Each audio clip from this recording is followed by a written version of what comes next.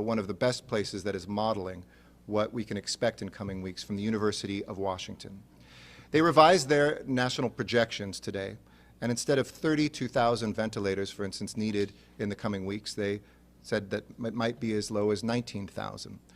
ICU beds, which had just 4 days ago been predicted to be at 40,000 in terms of the need, has now been revised down to 30,000 ICU beds. And overall, the 262,000 additional beds that they were projecting just 4 or 5 days ago, they put at 141,000 beds. This is still a huge task for Los Angeles and our area hospitals, for California, and for this entire United States of America. But the point is not to pat ourselves on the back. It's to give you the latest and the best information to make sure that we continue to physically distance. One of the biggest changes is that the University of Washington now assumes that physical distancing will continue. That doesn't just happen because mayors or governors say to do it. It happens because you do it. So these numbers, these projections literally are in your hands. To see the number of lives that we could potentially save with these lower numbers, the fewer hospital beds and ventilators that we have to expand and find, this is in your hands. Here in California, it showed that there are 11 people being hospitalized for every death. Compare that to in New York, where there's 4 people being hospitalized for every death. That was good news in California, and it may reflect also that in New York, there are so few beds that only the people admitted are the ones who are closest to death. But nevertheless, it shows that what hospitals are doing, and I want to thank all of our hospitals and all of our healthcare providers in the County of Los Angeles, who we've been working with to try to expand those hospital beds. And we've seen some good numbers. Today, 1,616 available beds, including 318 available ICU beds, and 1,012 available ventilators. This is even as, you'll hear from the chief, more transports and more people have been coming into hospitals. We've seen that capacity grow. So we're growing capacity more quickly than patients are coming in by a little bit, but we cannot let up. Unfortunately, the study projection from Washington showed a sharper peak, even if it's coming sooner, with cumulative deaths of 81,000 nationwide. It's a staggering number. When you think about 81,000 Americans who will perish, and because it's coming sooner, it means that it will be sharper as well, higher numbers of dead sooner. The reality of these surges means that we have to do everything we can to build capacity. But I want to thank also Governor Newsom for recognizing this is a fight across America and sending some of the ventilators that we have while we're waiting for our peak to come to New York and to other places that need them right now to save lives. And anything that we can do to aid in that effort, we will do to support that as well. In this moment of crisis, we need all the help that we can get, and we're giving all the help that we can offer. And that's why we're planning for this peak, one that we haven't hit yet. And why we're partnering with our state and federal counterparts, the USNS Mercy, who's in port here in Los Angeles, why we're working with the medical community hand in glove to expand beds and spaces as well. It's one of the reasons that we're working with CAL FIRE and the California National Guard to stand up what is now called a medical relief center at the Los Angeles Convention Center. We already have 250 beds up and running. Thank you to the National Guard for helping us set that up. Thank you to US HHS for sending that mobile hospital. And we hope to start admitting patients by the beginning of next week, providing, again, more space and more places for patients, medical patients in Los Angeles to be, so that we can deal with the oncoming COVID-19 cases. We pray that these beds will not be needed, but we fear that they will be. And it's great to have them in place and to have the convention center where we can expand that capacity as well.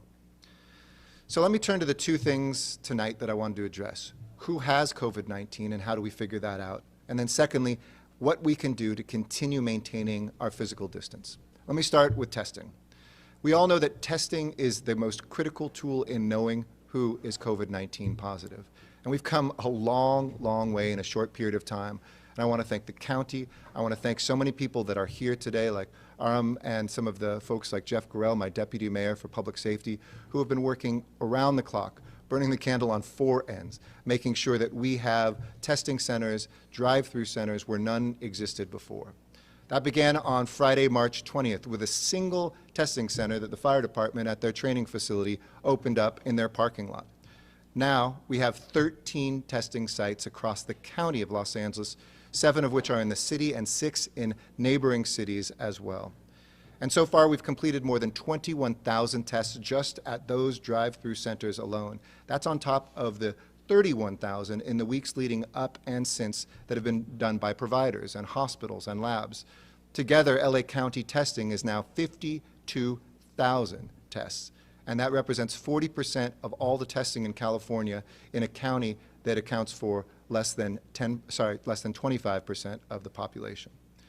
This week, we expect to do 18,000 more tests through providers and 18,000 more through our centers. 36,000 more tests this week alone. And this growth is testament to our partnerships with the county and city working together, other cities, a nonprofit emergency response organization community. There's one group called Community Organized Relief Effort, CORE, who has been extraordinary, and I want to thank them for helping relieve some of our firefighter paramedics who can go back to respond to calls, to fight fires, to be there for medical emergencies, and instead these volunteers can help make sure that people get the tests done. And we're continuing to ramp up operations and capacity. And I told you a few days back that as soon as we could open the aperture to more people with tests, we would do it. And I have some good news to announce on that front tonight.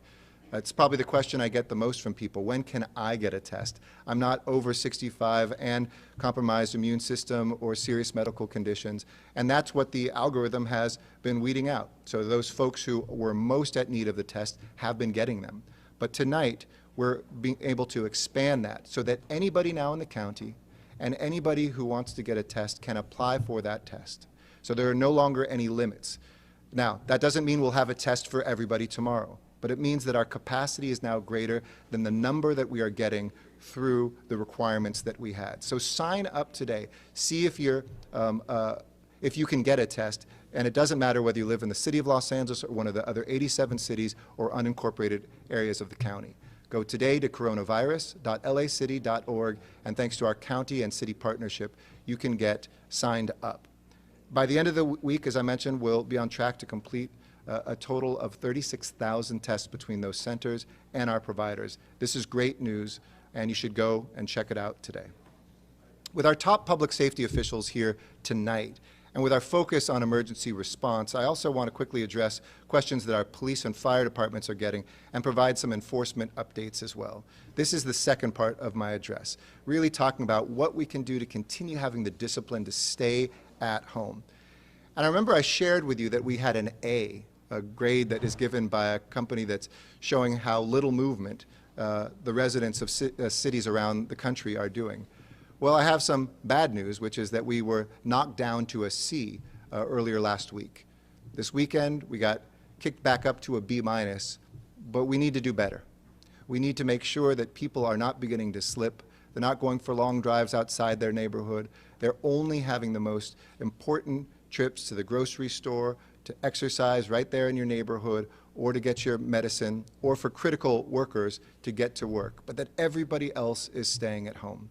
And along those lines, it's very important that you avoid large gatherings. I'm sure the chief will speak to this, Chief Moore, in a minute. But most Angelinos did the right thing, overwhelmingly. But now is not the time for a house party. Please don't put your lives at risk or other people's lives at risk by going to gathering, because we have gotten reports of those in the city. That will literally kill people. It could kill you or somebody that you love. The Loyola Marymount poll that I've mentioned before, which has now polled more than 1,500 LA County residents and should be ready in about a week's time, I wanted to share a little bit of that information. It showed that while 90% of us are abiding by this the right way, 10% are still leaving home, quote, whenever they want, and 5% to socialize. This is not a time to be socializing. Socializing could kill someone. And don't think that you can just leave whenever you want. We have strict recommendations, and our order only allows critical business workers and those critical trips. You can exercise in the neighborhood, but otherwise, please stay home. And if you think that your household is immune to this, we also saw in that poll that now 50% of households either have somebody with a serious medical condition and or compromised immune system and or somebody over 65. In other words, the most vulnerable people are in 50% of the households. And so you going out and coming home and thinking everything's okay may kill one of those loved ones that lives in your house. And I think a lot of people think this is still an elderly person's disease. But if you look at the county numbers, we have 34% of the cases are people 18 to 40, and 43% of them are 41 to 65. So together, you look at that, and that is 77% of cases are folks that are under 65. Second, please work with the city to ensure you're in compliance with all the safer at home orders. And I want to thank some people that have done that in this past week. Our farmers markets, when we suspended them, stepped up and stepped up big time. And I want to thank Streets LA, one of our departments here, the Bureau of Street Services, that worked closely, and 31 farmers markets are now approved. 16 of them were open yesterday, and I'm grateful to vendors and market operators for taking swift action to ensure good food is available to people, but also ensure that we're doing that safely. And if your local farmers market isn't approved yet, go to them and tell them to submit their plans at streetsla.lacity.org/COVID. We've also had more than 1,000 visits from our business ambassadors. These are our city employees and some volunteers from our crisis response team proactively going out in the city and looking at people who are not abiding by the orders. As of Friday night, LAPD visited 722 businesses that were not compliant with the Safer at Home order and has issued 37 applications for compliance. Let's be clear. The vast majority of that minority of businesses that we get a complaint about, 92% of them have been compliant, and less than 1% have been issued complaint applications. Third, let me make clear, there's no actual monetary reward for being responsible in this crisis. When I said, please give us that information, the reward is saving lives of somebody you love and maybe even yourself. And fourth, to help with the current blood shortage, I wanted to tell people, please, if you can, and we are authorizing this as under the order, something that you can leave the house to do, please, if you're healthy and able, please consider being a volunteer blood donor. This will save lives. And you can find out at redcrossblood.org where that is going on. There's proper personal protective equipment, and we'll make sure that you get in and out of there safely, but you can help save a life, and we're going to need that blood in the days ahead. With that, let me turn it over to Chief Moore to say a few things. He's actually going to just speak from where he is so we don't share microphones, to say a few words about enforcement, reductions in crime, and additional updates from our police department. Thank you, Chief Moore, for everything you've been doing. Mayor, thank you. And on behalf of the men and women of LAPD, we want to say first thanks to the vast majority of Angelenos who are safer at home, who are honoring the mayor's directive, they're mindful of acting responsibly. It is through their work in staying safe at home that's going to allow us to get through this pandemic as quickly as possible. One of the attributes I've been asked about frequently in the last 4 weeks is how has the impact of the pandemic been on our rate of crime, on the instances of violence and other crime here in Los Angeles.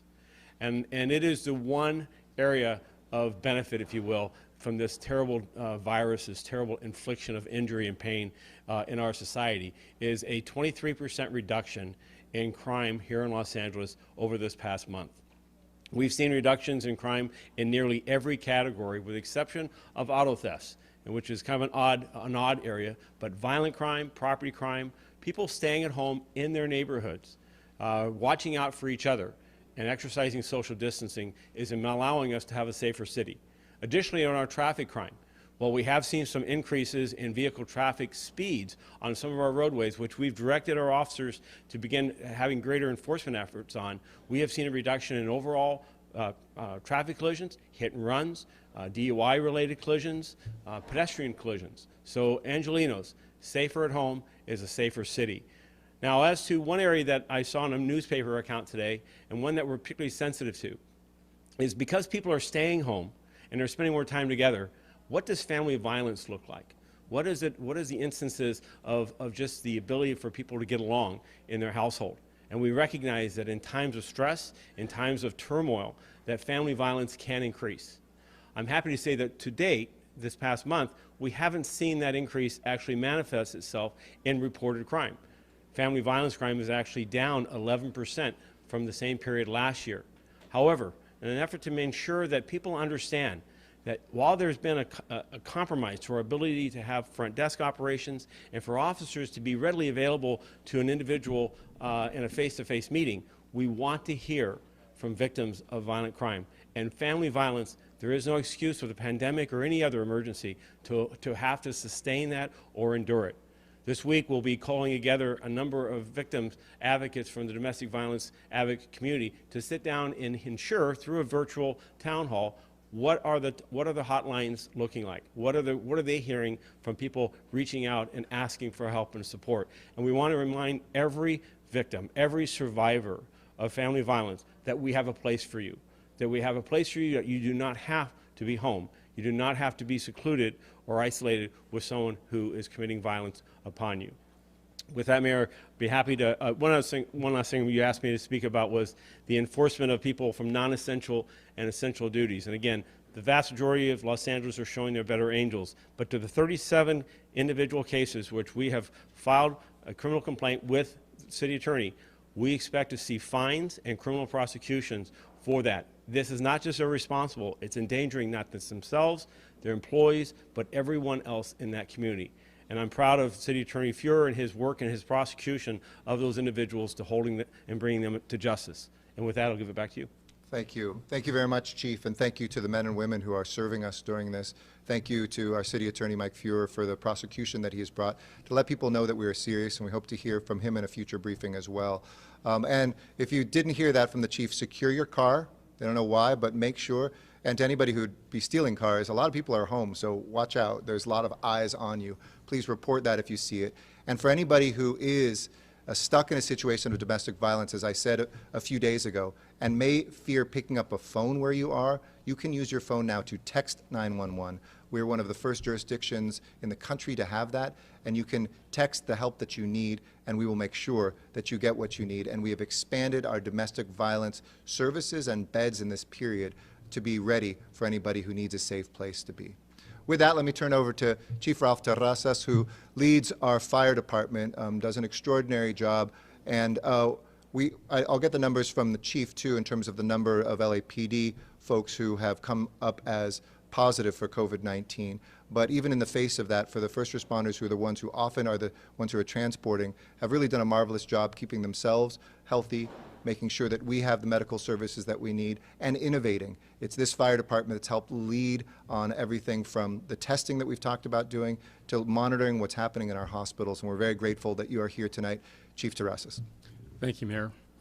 Thank you for the opportunity to share with you what the men and women of Los Angeles City Fire Department are doing to contribute to this battle against the coronavirus pandemic.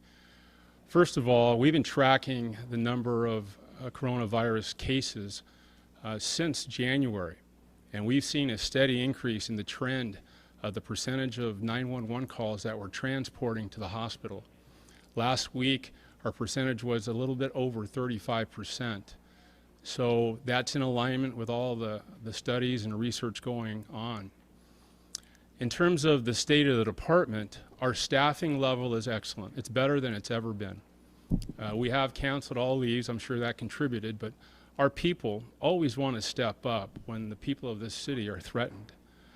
So in addition to that, to bolster our staffing, we've accelerated the graduation of our current Jewel Tower class of firefighters. Approximately 50 firefighters are going to finish their training ahead of time so we can put them back in the field this Sunday, April 12th.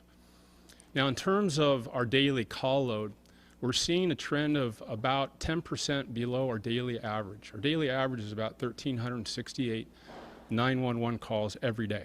So we're 10% below the average. In terms of patient transports to the hospital, we're seeing a decline in the range of 35 to 40%. And our theory is that people are reluctant to go to the hospital for obvious reasons. They're fearful of contracting the virus. So right now, that is actually helping us. We do anticipate that that trend will change in the coming days and weeks. The next area that we're involved with, let me talk about the testing. We have had 13 members of our department test positive, 12 sworn and 1 civilian. We've been very aggressively messaging our firefighters to learn to know that when you approach a patient, you have to assume everybody has a coronavirus ailment. So we have to wear the proper personal protective equipment. We've also done videos on frequent washing of the fire stations and cleaning twice a day. Twice a day we take temperature checks of all our firefighters. And if their temperature is above 100.4 degrees, we send them home sick. We can't afford to have anybody spread the virus. In addition to that, in the testing area, we have been staffing the testing site since day one. Very proud of our people. It's something that we've never done before, but we realized we had to do this in order to protect lives and property. And our people have been amazing. But like the mayor said, we are anticipating we're going to need them in the future to staff ambulances and fire trucks. So I'm glad that we're transitioning out of that mission. Related to that, we have something today that is brand new. We've been working on it for a year and a half, and it was funded through Mayor Garcetti's Innovation Fund. That's our telemedicine program. And what that allows us to do is have doctors on our dispatch floor, so when a 911 call comes in, we can transfer that call to a doctor who can do a patient assessment. And they'll use FaceTime to look at the patient so they can do a visual assessment as well as ask questions. And today we've had, like I said, we launched for the first time. This morning I watched it in operation, and we had somebody call in who was worried about the symptoms of the coronavirus. They had all the obvious symptoms, so we communicated to that person to go to a testing site tomorrow. We did not have a dispatch. We did not have the threat of contaminating firefighters, contaminating hospital staff. We assisted in reducing capacity at emergency rooms. That will become more and more important as the days continue throughout this pandemic. So we've been doing a lot, and we're very proud of our people. We ask that you do what the mayor asked, to stay at home, use all safety precautions so that you don't have to dial 911. Thank you very much, Chief. I think you can all see why we're so proud of this fire department, how innovative it is and its leader. I want to thank Dr. Eckstein, too, who has helped us with that telemedicine and our testing, as well as his counterpart, Dr. Kazan, at the county, who together have really worked to expand our testing capacity. I promised you the numbers, and the Chief whispered them to me, Chief Moore, about LAPD. Today there's 47 LAPD personnel of almost 13,000 that have tested positive, and 250 people are quarantined. That may be somebody who has somebody in the household, or they had been exposed to somebody who's been exposed but are not tested as positive. And thank you, too, to Chief Terrazas for really highlighting how we can help preserve medical resources by having good interventions at the beginning. And thank you to our police officers who are helping in a friendly way enforce, but are ready to be tough if necessary, any businesses that are not abiding by our safer at home order. A couple last things, and then we'll open to questions, and both the chiefs are available for questions, as well as Mr. Sahakian. But as we brace for what I know, I started with good news in terms of the number, and that's really credit to all of you, of coming down to a single-digit increase. But it's just one day. This will still be a difficult week, and even as we see that number come down, I want to be clear, the numbers still go up. In the last 2 or 3 days, we've had more cases than in the first 23 days. So there are more people that are getting sick, and that is something to keep in mind to motivate you to continue staying at home. But I'm also heartened by the bravery of all sorts of organizations and individuals, and I'd like to highlight a few of them as well. One is the International Medical Corps, which is based here in Los Angeles and works around the world, helping on everything from Ebola to medical emergencies we see continents and oceans away. And they are helping us surge our hospital capacity here in Los Angeles. Thank you. By deploying field medical units outside of County USC Hospital, Martin Luther King Community Hospital in Willowbrook, all of UCLA Medical Center in Sylmar, and with support from Providence St. Joe's Health, AbbVie, the Medtronic Foundation, and Martha and Bruce Karsh, they have come together to really use their expertise in the place that they are based out and usually leave from. This time the crisis is right here in our backyard. We're very grateful. And I want to thank my colleague, Catherine Barger, and all the Board of Supervisors, Hilda Solis, who's been helping so much with making sure we have new hospitals open. But I want to thank Chairwoman Barger for her key role in securing these field units for the International Medical Corps. As chair of the Board of Supervisors, she has been an unwavering ally and a great leader in this as well. And last week, the superstar Pink raised awareness about the seriousness of COVID-19 because she has survived it. Her positive test results came through. She got through this, But that's not all she did. She didn't just share that very bravely. She also stepped up to support Los Angeles' frontline work to the crisis with a generous donation of $500,000 to the Mayor's Fund without anyone asking. So thank you, Pink. You're a true angel in this city of angels, and thank you for helping those who are the least among us get food, get groceries, our healthcare workers to have childcare, have our seniors get meals. It's really extraordinary. And another extraordinary pillar of our community is the Weingartz Foundation, who also stepped up with a $500,000 donation of their own. They've been with us for so many things, from the fight to end homelessness to help expand our Summer Nightlights program. But I'm very grateful that Weingartz, under the leadership of my dear friend and their CEO, Fred Ali, once again answered the call when we needed help.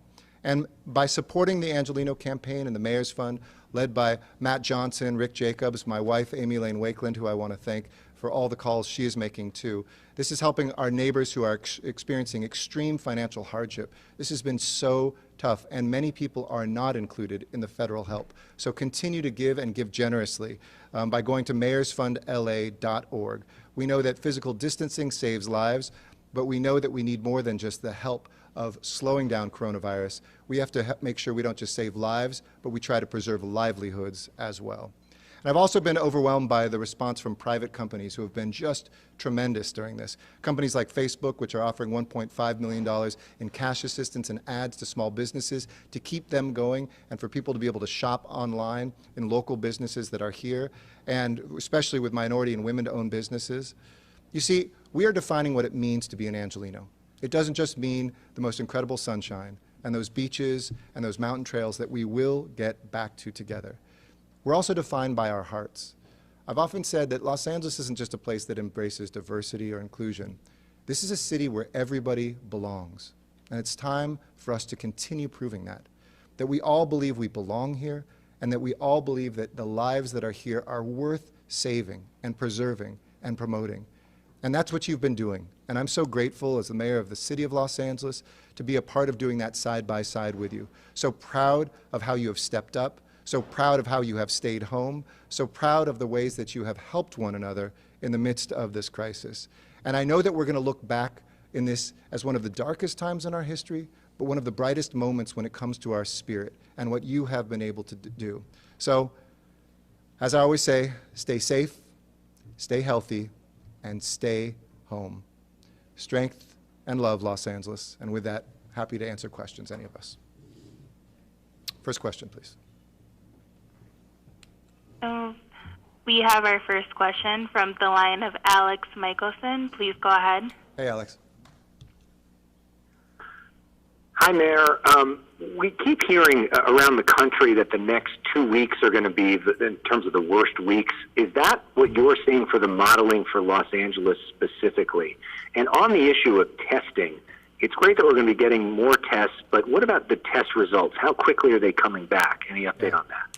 Great question. So the centers that the tests that we're doing through the testing centers that the city and now the county are running directly, we're getting them back pretty quickly, 24, 48 hours. Once in a while on the weekends, it might take 3 days.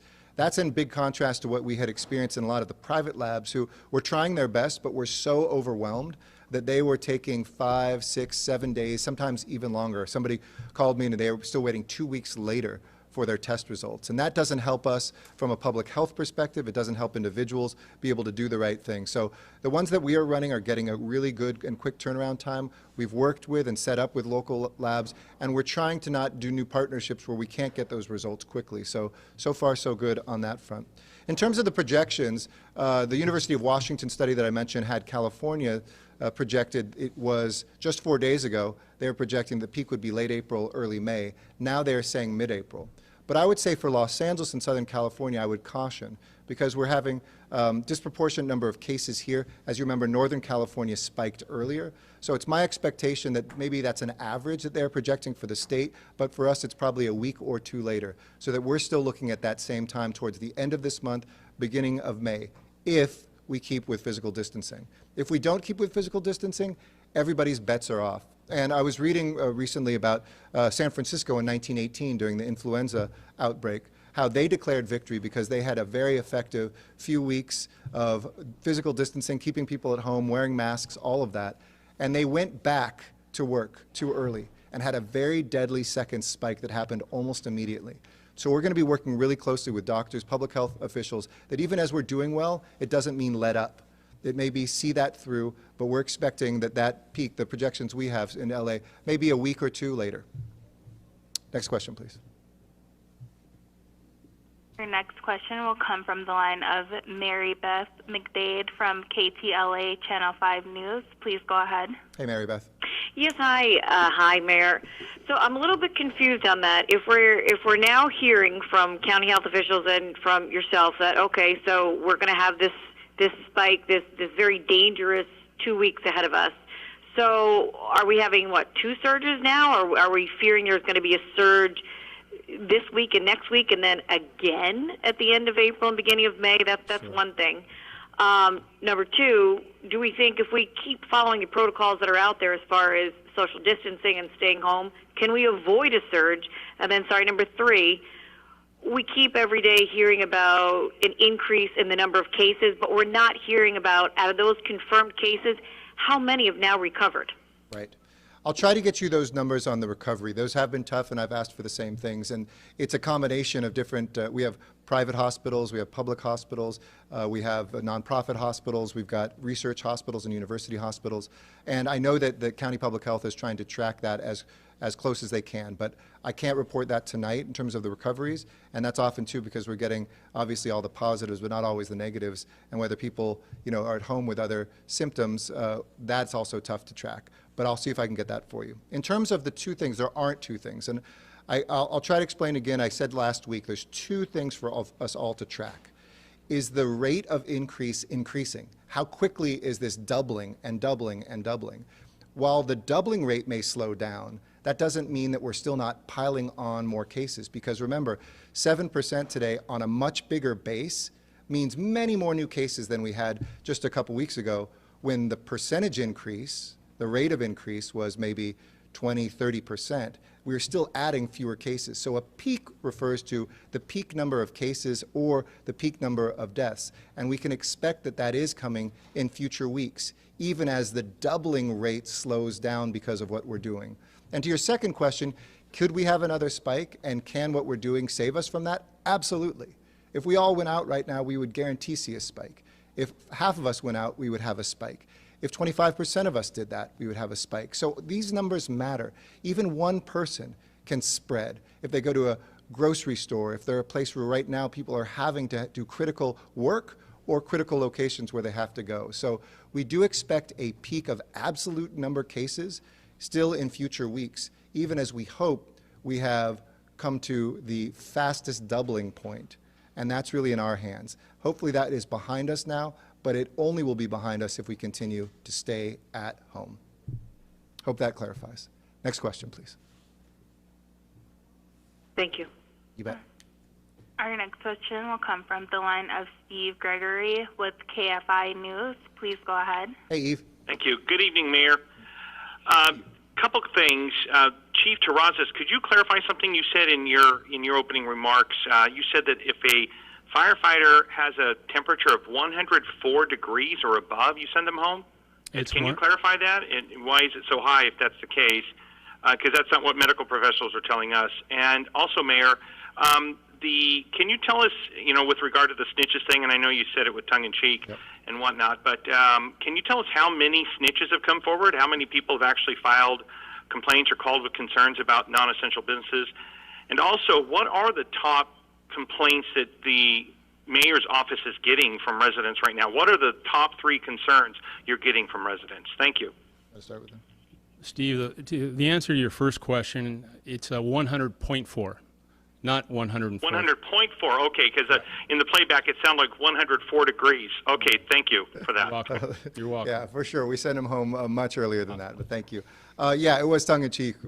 I shouldn't have used the word rewards. It was snitches get our thanks, because we're not trying to get people to rat on each other and throw people in jail, and that's certainly not the approach that we're taking. We want to know where people aren't abiding by things, and we want to send ambassadors to say, appeal to people's better angels. If the better angels don't work, maybe a visit from a police officer will in a friendly way. If that doesn't work, then we are prepared to take charges and to bring them. There isn't one single thing that we're getting on the mayor's helpline, but there's a lot of inquiries about rent. both from landlords and tenants. There's a lot of inquiries where folks want to know where they can go get testing, and asking sometimes about test results, sometimes from outside of Los Angeles City too, so we try to help out. We're getting also questions about the Small Business Association loans that are coming from the federal CARES package. And we'll talk about it later in the week, but we're working together with the county to help as many small businesses as possible, because it is a race to that money. And many smaller businesses that don't bank with the big boys and girls that are the ones giving these loans out really do need help, because they might not be previous customers of one of the large banks, but they deserve to have that money and deserve to keep their employees employed as well. So we get a wide variety, and maybe tomorrow what I'll do is I'll run you down the top 4 or 5 that we got from that day and give you them statistically as well. Okay? Next question, please. Our next question will be from Claudia Pechuta with KNX News Radio. Please go ahead. Hi, Claudia. Hi, I have one quick question for Chief Terrazas and then a couple of questions for the mayor. So if you could talk about, Chief, LA County has told paramedics to delay transporting cardiac patients, according to the LA Times. I wonder if the city has done anything like that, and then I'll come back with the questions for the mayor. Yes, Claudia, the protocol that Department of Health Services puts out requires that all the healthcare providers in the county comply with that directive. So the directive that the LA County Fire Department is following is the same one that we're following. And it's basically a more further clarification about when somebody's in full cardiac arrest. We are directed now to continue performing CPR, and then when we stop and the person has a recovery, we call it ROSC, return of spontaneous cardiac circulation. Return of spontaneous circulation. We're to wait 5 minutes to see if it continues. If it doesn't continue, we can go ahead and pronounce. So we are following the same protocol. Okay. Sorry, it's really hard to hear you guys on the teleconference instead of the live stream when we're asking questions. So I think you finished answering. So a couple of questions for the mayor. Sure. You had talked last week about considering putting out an order requiring people to wear face coverings when they go out. I'm wondering what the status is on that. And also, if you could elaborate on your comments about considering restrictions to keep people within their neighborhoods. Sure. Let me start with the face coverings, and I've been consulting very closely with Barbara Ferrer, who is my guide on this. And let me say one thing about face coverings at the outset that worries her and that I want to amplify. When you have a face covering, you need to wash that at night when you come home. It's not something that you take on and off all the time and put down, because it can actually spread germs. If you put it on a counter, put it someplace safe on your clothing. Don't just, put it on all the time. If you're jogging by yourself or biking by yourself, as she said, you don't need to have that. It should not be a medical mask. And be very careful about making sure that you keep it clean, whether that means buying a couple and switching them every day so you can wash one and dry it on the off day. It's very important to make sure that we use it properly. And it's properly used when you're going to be interacting with strangers to prevent your droplets from going towards them and reducing that incidence. So it's when you go to the grocery store, it's when you're going to be interacting with folks at the pharmacy, it's when you're going to find yourselves, if you're critical workers, in those situations where you may be able to spread this if you are a person that is asymptomatic but potentially a carrier of this. In terms of an order on mandating that, we're still consulting with the county. I don't think we'll have an order for everybody. You've seen some places, Riverside and San Diego, look at that, but there's as many concerns, I think, the Dr. Ferrer has as positive benefits that could come, but we are looking at that in certain environments. And I think we'll have more on that in the coming day or two, potentially in those retail environments and other places where people still are. And then you had one other question. I think that was maybe the two, both on the face coverings. We'll text you, and my team will tell me if I missed one. Next question, please. And our next question will come from the line of Leslie Marin with CBS KCAL. Please go ahead. Hi, Mayor. You mentioned about opening up testing for everyone, and then I noticed there was a tweet that came out that said testing would be open for everyone that obviously is showing symptoms. Can you go ahead and clarify that? Sure. Yeah, I'm glad you asked that. This is not everybody gets a test. We're opening up the aperture, saying you're no longer restricted to only those who are 65 and older and or those folks who have pre-existing medical conditions or compromised immune systems. So now it is for folks with symptoms, and folks who will go through that will still be asked those questions. If you say, I don't have any symptoms, you're not getting a test right now. I'll be very clear about that. And we're hoping that there'll be blood tests and other tests that will help us in the future be able to see whether people have been carriers, et cetera. But right now, this is just for letting people know you don't have to live in the city. It can be anywhere in the county first. And secondarily, if you have some of those symptoms, you can then go through this and get a test, even if you don't fit into those categories. Okay? Thank you. We'll go to the next question. Next question will come from the line of Conan Nolan with KNBC TV. Hey, Please Conan. go ahead. How you doing? Hello, Mayor. Nice to see you. So one of the things you said earlier dealt with the number of people that had stopped staying at home but were actually traveling, and that the city had gone from an A to a C and now back up to a B minus. Two things. I'm wondering if your office does any kind of analysis, or if there's any availability, any way to try to figure out why that is. And the White House Coronavirus Task Force and Dr. Deborah Birx had said that this is such a critical period this week and next week that she actually advised not to go to the grocery store. And I noticed that you said that was one of the reasons perhaps why you would leave your home. Could you just expand on that? And does that lend itself to this week not being as critical here as it may be nationally? No, I think it still is a critical week. Wherever you can, please don't go out. If you can order groceries in, if you can do things, we are advising whenever possible. It's not a necessary trip out should only be if it's a necessary trip out. If there's any other way to stay at home, please stay at home. Claudia, I remember your other question, I'll link it into this, which is whether or not we'd ask people just to stay in their own neighborhood.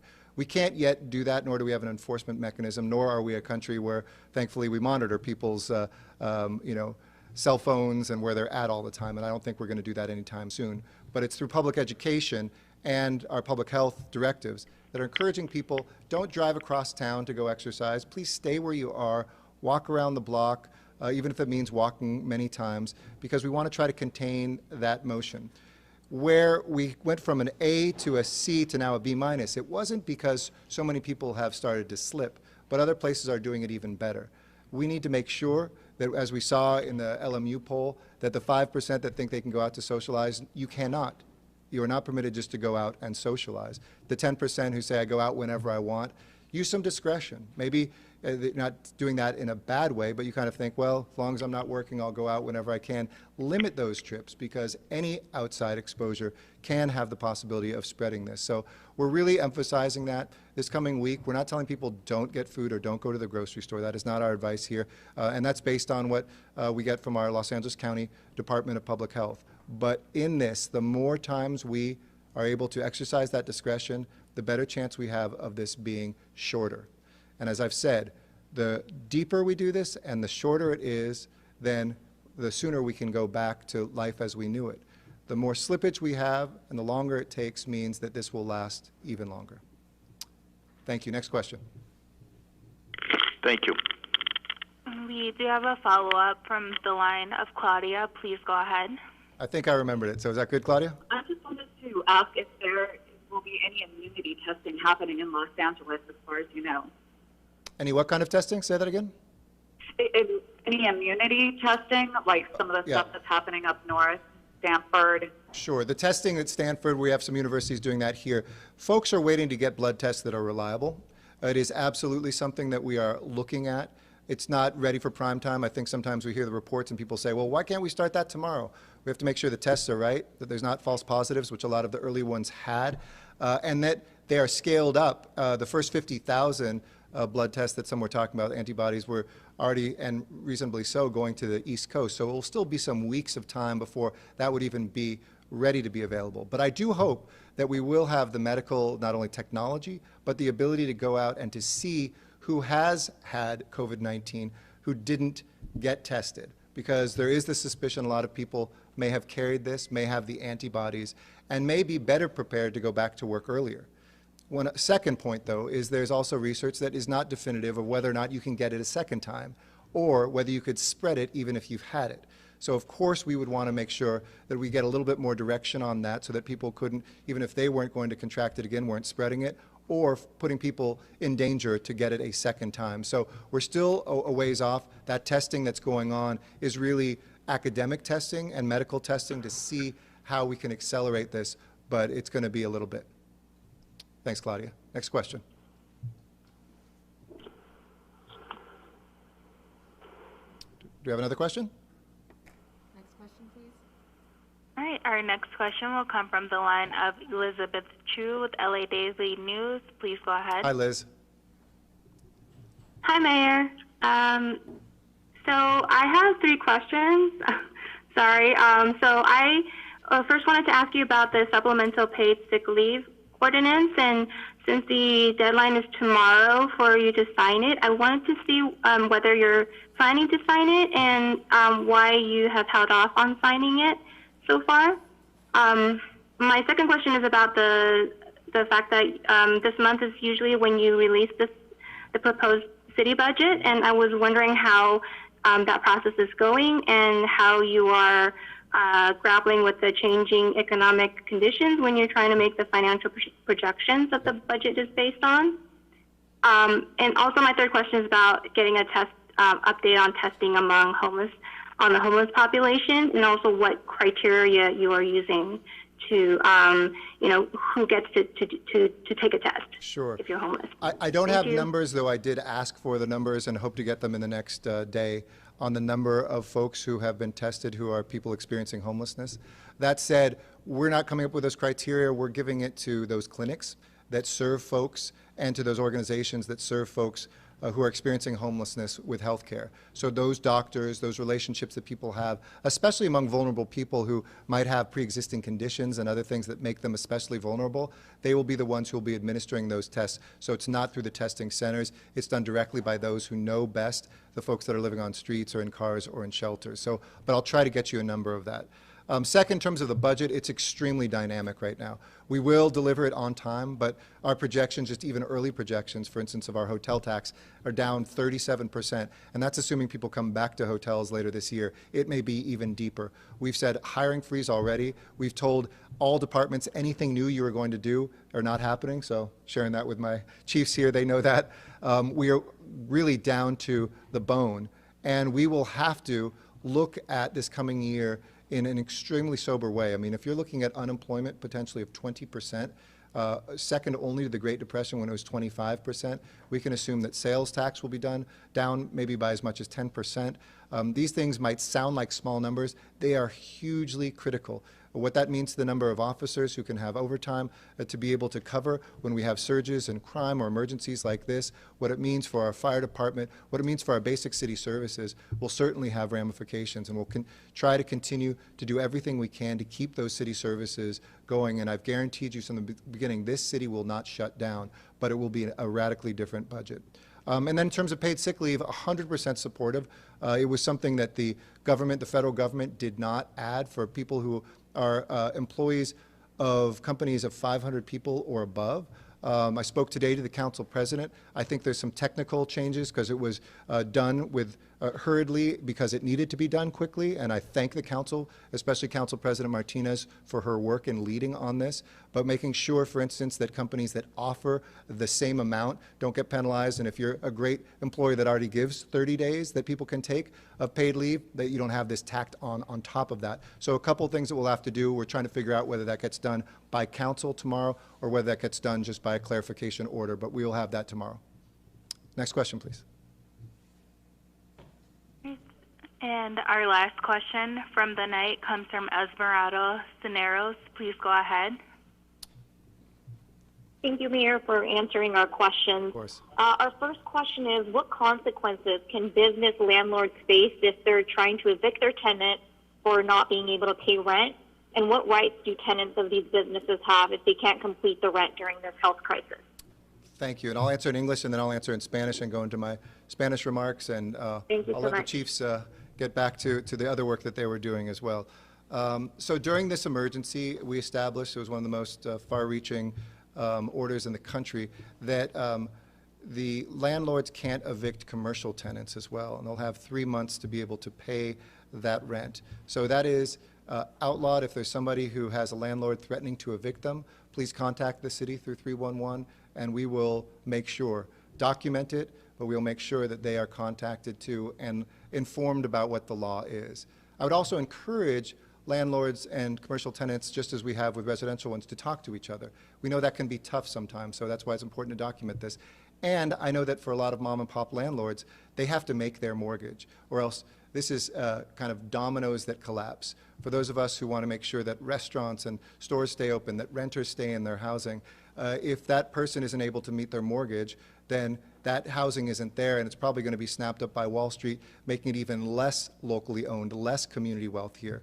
So I've said from the beginning, I certainly hope and absolutely 100% support federal assistance, and in the next round of federal legislation, I hope we can see this, that assistance to the banks, our taxpayer money given to the banks, should then go towards potentially allowing folks to have that not only rent deferred, but potentially taken care of. That, to me, would be a proper use of our federal dollars. So banks would allow mortgage holders, whether it's an apartment owner, whether it's a homeowner, or whether it is a commercial landlord, to be able to skip ahead some months. And then that would be something that we would mandate they have to pass on to their tenants as well. A lot of people have asked us in the city, can you just mandate that nobody has to pay their rent? We cannot. We do not have that power, and that whole domino series would collapse. But I do support that if we are doing federal assistance to the big banks, for instance, that should come with those conditions. But in the meantime, document that. I'll say that briefly also in Spanish. Durante esta crisis de emergencia, y gracias a los jefes, thank you to the chiefs for being here as well. Durante esta crisis de emergencia, los propietarios no tienen el derecho de desalojar a cualquier inquilino residencial o comercial por no poder pagar la renta debido a circunstancias relacionadas al COVID-19. Es importante documentar la conexión a COVID-19. Después de esta crisis, inquilinos tendrán 3 meses, inquilinos comerciales tendrán 3 meses para pagar la renta que deben, y los inquilinos residenciales 12 meses. Con yo tengo unas palabras. Muchísimas gracias por venir aquí esta noche. Muy buenas tardes a Los Ángeles. Y hoy los saludo desde nuestro centro de operaciones de emergencia, donde unimos a todos nuestros departamentos municipales durante una crisis. Estoy orgulloso de estar con 2 líderes de nuestra respuesta de emergencia, y gracias a ellos, el jefe de policía Michael Moore y el jefe de bomberos Ralph Terrazas. Ellos han regresado a su trabajo, pero gracias a ellos y sus oficiales y bomberos en la ciudad por su trabajo heroico. También hemos activado nuestro centro de operaciones a nivel más alto para utilizar todos nuestros recursos a nuestra disposición. Hoy, en el condado de Los Ángeles, hubieron 420 nuevos casos de COVID-19, llegando a un total de 6,360. En la ciudad hubieron 192 nuevos casos, llegando a un total de 2,851 casos. También supimos que fallecieron 15 personas más, llegando a un total de 147 fallecidos. Nuestros corazones están con las familias de los fallecidos esta noche. Estos números son un mejoramiento del pasado. Este es un aumento solamente de 7%. Y estas es buenas noticias, pero necesitamos continuar nuestras acciones para continuar estas estadísticas buenas también. Y Nuestros hospitales ahora tienen 1,616 camas disponibles. Estas es buenas noticias también, incluyendo 318 camas en cuidado intensivo y 1,012 respiradores disponibles. Este es un mejoramiento también y gracias al trabajo de nuestros hospitales y nuestra comunidad médica por sus acciones increíbles. Nos estamos preparando para la cima, aunque no hemos llegado a ese punto todavía. Las pruebas de detección son críticas en nuestra lucha. En la ciudad de Los Ángeles ha trabajado para ampliar el acceso a pruebas gratis lo más pronto posible. Ahora tenemos 7 sitios dentro de la ciudad y 13 sitios total en el condado. Hasta ahora hemos hecho 21,000 pruebas en estos centros. Hoy estoy anunciando que efectivo inmediatamente cualquier residente en el condado de Los Ángeles con síntomas puede registrarse para una prueba de detección. La prioridad todavía será para las personas más vulnerables, pero ya no estamos limitando las pruebas a solamente estas poblaciones. Estamos en camino para hacer 30,000 pruebas para la final de esta semana.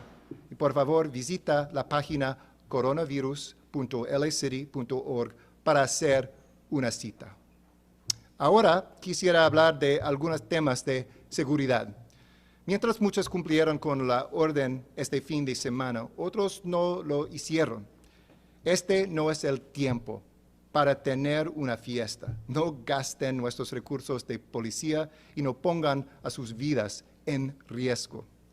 Segundo, le agradezco a los mercados agrícolas por tomar acción inmediata para continuar a servir al público durante esta crisis. Ahora tenemos 31 mercados aprobados para operar y 16 estuvieron en operación ayer. Gracias por sus acciones. Tercero, no estamos ofreciendo dinero para personas que reportan a la gente que no está siguiendo nuestras órdenes. La recompensa es aplanar esta curva y salvar vidas, quizás la suya. Y finalmente, si puedes, por favor, piense en donar sangre para salvar vidas. Pueden visitar la página redcrossblood.org para más información. Estamos preparando por el aumento de pacientes que llegará a nuestros hospitales, incluyendo agregando más camas de hospital para pacientes. Por eso, estamos trabajando para abrir un centro de alivio médico en el centro de convenciones en Los Ángeles. Ya tenemos 250 camas en la sala sur y esperamos aceptar pacientes al principio de la semana que viene. Y gracias a todos los miembros del equipo, las parejas estatales del condado, la Guardia Nacional y otras que son parte de este equipo increíble. Los pacientes en este centro de alivio médico serán referidos por hospitales locales y recibirán una prueba de COVID-19 antes de ser admitidos. Estamos agradecidos al CAL FIRE y al Estado de California por proveer los recursos y personal necesarios para que podamos operar este centro. Aunque entramos a una semana difícil, siempre me da esperanza saber de la generosidad que están mostrando tantos para personas que necesitan ayuda. Por ejemplo, de Pink, de organizaciones como la Fundación Weingartz y otras que son parte de generosidad a nuestras familias que necesitan ayuda y dinero. Por favor, visita la página mayorsfundla.org para donar si puedes para ayudar a nuestras familias trabajadoras en Los Ángeles. No hay duda que estos días son muy difíciles, pero yo tengo confianza que cuando ya ha pasado todo, podemos tener orgullo de cómo nos unimos durante esta crisis.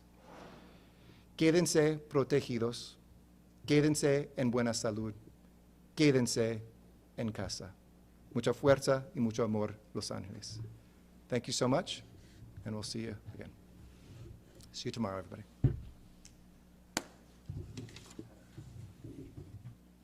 again to all of you. Thanks, guys. Appreciate you. All that is made possible by you. So stay safe. Stay away from each other. But enjoy each other's company. I'll see you soon. Take care, guys.